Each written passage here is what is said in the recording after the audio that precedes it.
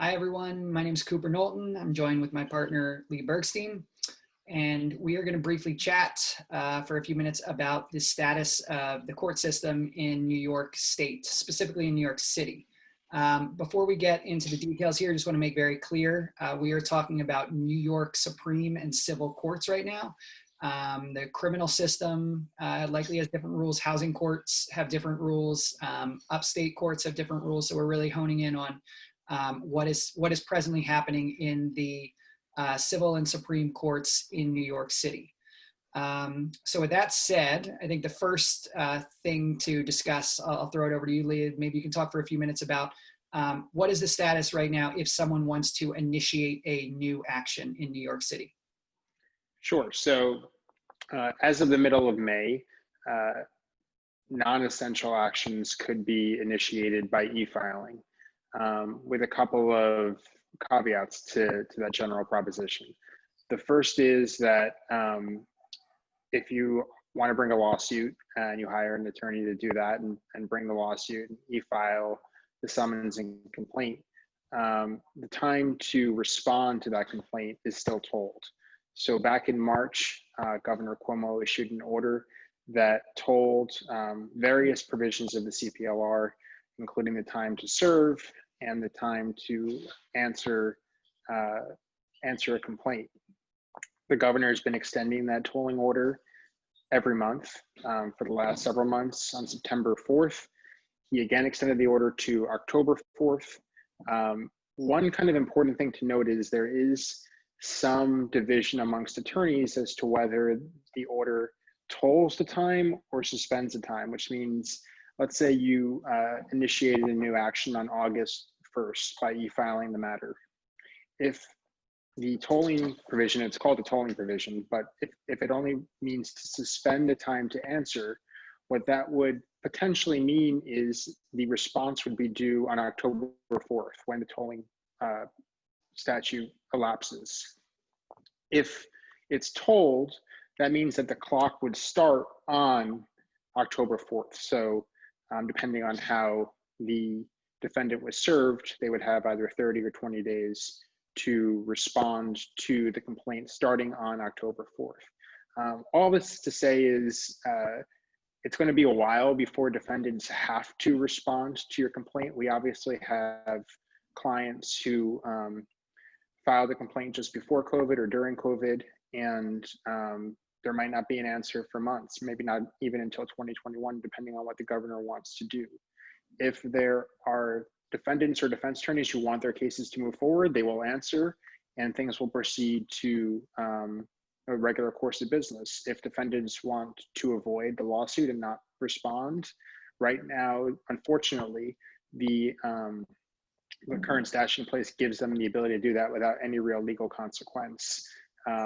Judges are not going to entertain a motion for default. If you bring one, you will probably essentially be laughed out of court or yelled out of court. So it's not really a viable option at this point. So there's a lot of waiting around for plaintiffs who have brought actions either just before the pandemic hit or over the last few months. Yeah, it's definitely a frustrating time. I think we have a couple clients who we filed stuff in the last couple of months, and a lot of those, it might be a few more months before there's any real momentum on those cases, which is obviously tough. Yeah.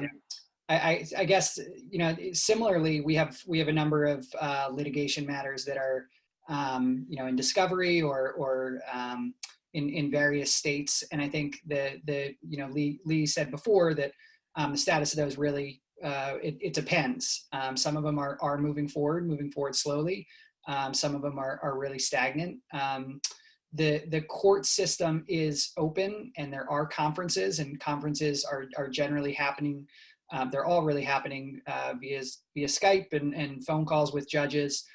Motions are getting heard, but whether or not cases are really moving forward, again, really depends on if both the attorneys want that case to move forward. The case can be moving forward at this present moment. If neither attorney is showing much desire to move the case forward, judges and courts are pretty okay to continue adjourning things out and pushing things forward. Obviously, with some exceptions. But you know, if you're wondering whether your case is going to be moving forward, there's no real timeline that an attorney or a judge or a court can give you. But things certainly, though, I guess the last thing I'll say on this point is that things do seem to be moving quicker now than they were a couple weeks ago or a couple months ago. So you know, if you've had a case that hasn't, you feel like it hasn't moved over the last couple months, I do think you can probably expect some momentum to pick up in the fall.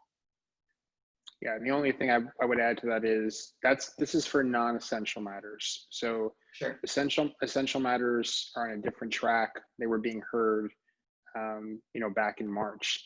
So this is just for non-essential actions. There are certain motions and types of actions that are still considered essential. Yeah. So I guess the last question then, Lee, is when do you expect New York to more or less return to normal? I think that's the question that everybody wants an answer to. You know, courts are open around the rest of the state.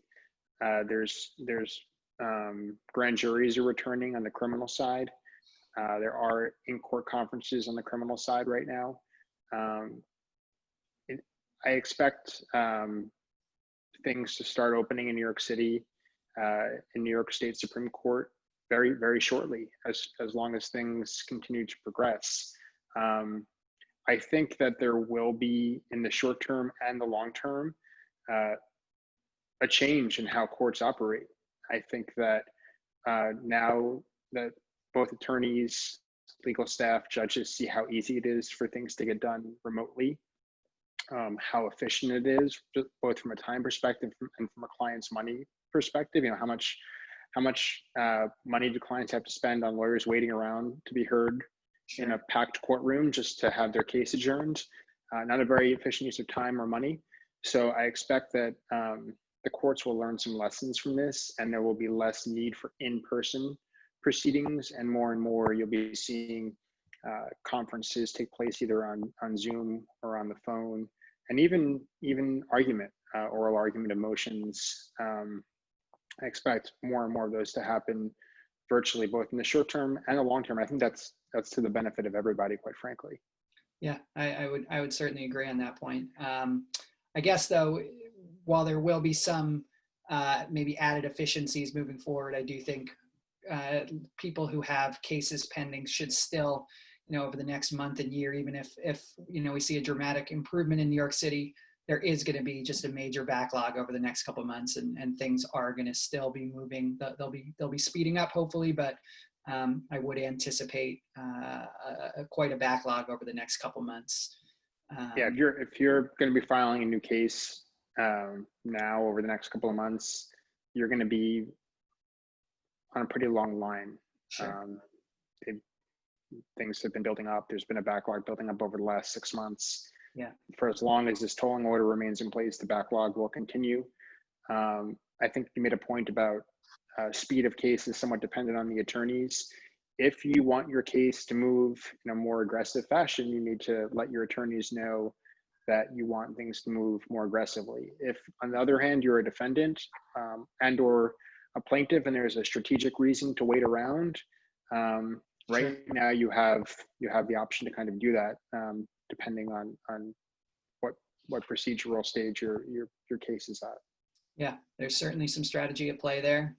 Contact your attorney, talk to your attorney about it.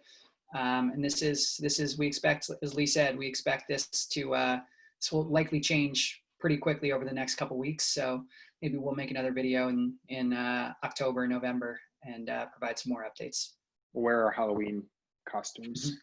All right. Thanks for your time. Take care. Okay. Bye.